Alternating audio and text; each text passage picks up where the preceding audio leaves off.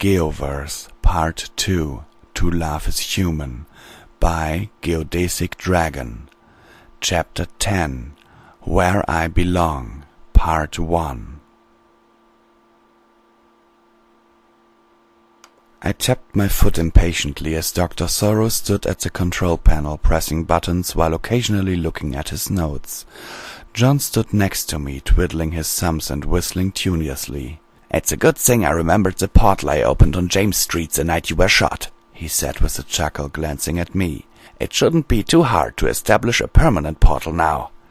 I rolled my eyes and tutted.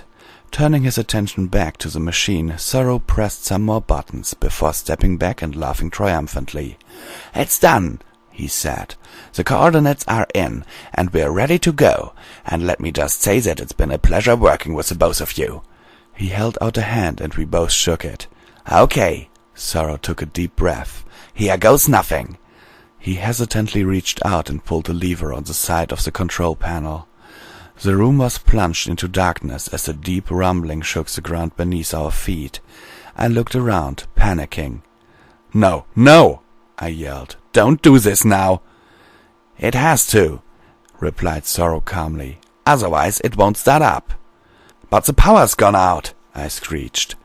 "Relax, would you?" Sorrow was still calm. "The machine is drawing power from the batteries, so it's knocked everything else offline." I grunted. "Fine," I said. "Whatever you say." The rumbling stopped and was replaced by a humming noise. It started off quiet, like a bee, but soon became louder and gave the impression that there was a Formula One car in the room.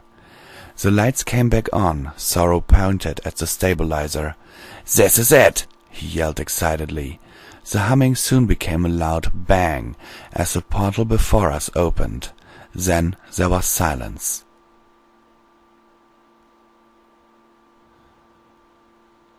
Applejack, Rarity, Rainbow Dash, Fluttershy, and Pinkie Pie were sitting in Sugar Cube Corner, each of them enjoying one of the many treats on offer. Applejack coughed slightly, attracting the attention of the others. "Is it my imagination?" she said. "Or is Twilight acting weird?" The other four ponies looked at her, their face showing that they shared her concerns. "Now that you mention it," Rarity said, "there is something a bit off about her, but I can't put my hoof on what." Rainbow Dash scratched her chin. "Yeah, she's acting really calm over this whole Geo thing," she said. "To be honest, I was expecting her to have made a model of him by now, and to be kissing it every 5 minutes. The others gave her a curious stare, but shrugged off what they had just heard. "You all have to remember that Twilight has never been in this situation before," Fluttershy said. "After all, Geo was the very first special Sun Pony she's had." The others nodded. "I know, but the way she's acting lately just ain't healthy," Applejack said, the concern in her voice obvious. "We need to do something to help her get past this." "Silly AJ," said Pinkie Pie. "We're throwing her a party to help her remember Geo. Why would we want her to forget him?" "I didn't mean it that way, Pinkie Pie, and fine you know it," snapped Applejack. "Of course she can remember him, but she needs to get over the fact that he ain't coming back. Bottling up them feelings o' hers ain't gonna do her any good." "She said she's fine," Rainbow Dash said. "So why can't we just leave it at that?" "I'm the element of honesty, Rainbow Dash," Applejack replied with a sigh. "I know when some pony's lying, and right now Twilight is lying through her teeth." "So let's just tell her that," Rainbow Dash replied, "and get her to open up. Only then can we actually do something to help her." "It's not that easy, Rainbow Dash," Fluttershy squeaked. "Every pony needs to unbottle their own feelings. You can't force them to talk if they don't want to." Rainbow Dash sighed and laid her head on the table. "Well, I'm out of ideas then," she grumbled. The others put their hoofs on their chins. Soon they were all deep in thought. "It's beautiful! It's beautiful!" Sorrow yelled. "And it's stable, and it's here, in front of me, and not in some random place across town." I smiled. "What are we waiting for?" I asked. "Let's check it out. You first." Sorrow wiped a small tear from his cheek and whistled. Tiny!" he called. "Here, boy!" The robot trundled over and beeped affectionately. "Go through the portal and see if it's safe," Sorrow said, patting the robot on the head. "That's a good boy." Tiny beeped affirmatively and slowly trundled through the portal. A few moments passed by before he reappeared. "Well?" Sorrow asked. Tiny's chest cavity opened up to reveal a monitor. On it were pictures taken during his brief time in the other universe. "Geo?" Sorrow pulled me over to him. "Do any of these look familiar to you?" I looked at the pictures. I saw trees, lots of trees. I shook my head at each tree picture until I saw something familiar. I gasped. "Ponyville," I muttered. "That's the town I was in." Sorrow laughed. "Looks like Lady Luck was on our side after all," he said. "Now, if you don't mind, I have a new world to discover." He walked up to the portal and jumped inside. I approached it with John. He looked nervous. "Don't worry, mate," I said to him reassuringly. "Stick with me and you'll be fine."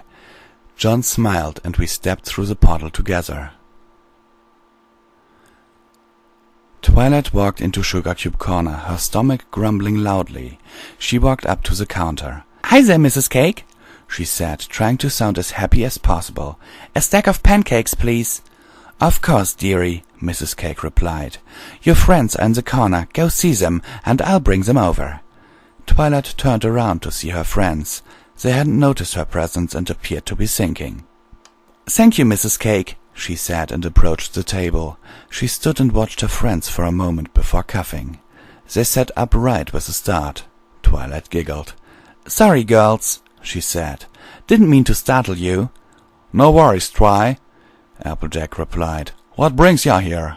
Twilight's stomach grumbled. "I guess that answers my question," Applejack said as she moved over in the seat. "Come on, Sugar Cube, sit with us." Twilight sat down with her friends, and Mrs. Cake placed a plate of pancakes on the table. "Dig in, Twilight," she said in a motherly tone. "You look like you need these." Twilight smiled and began eating. As she did so, she noticed her friends looking at her. "What?" she said. "Is there syrup on my face again?" The other five shook their heads. Twilight raised an eyebrow. "I've already told you that I'm fine," she said wearily. "You don't need to keep checking up on me." Rarity opened her mouth to speak, but was interrupted by a flash of pure white light. In an instant, Princess Celestia stood in the middle of the room. The customers in the room gasped and bowed. "I'm glad you're all together, girls," she said gravely, "because we have a problem." "What is it, Princess?" asked Twilight. She spoke calmly, but her mind was full of the many things she wanted to say to her mentor. "What gave you the right to tell me those things? I thought you were supposed to be my friend and teacher, not some pony who would so willingly crush my dreams as if they were nothing." "I detected a strange surge of energy coming from near Ponyville," Celestia said quietly, aware she was in a public place. "I don't know what it is, but I've never felt anything like it before." "What are you trying to say, Princess?" Rarity asked.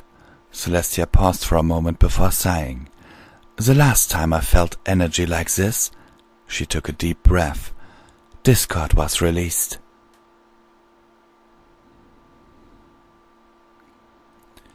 Author's note.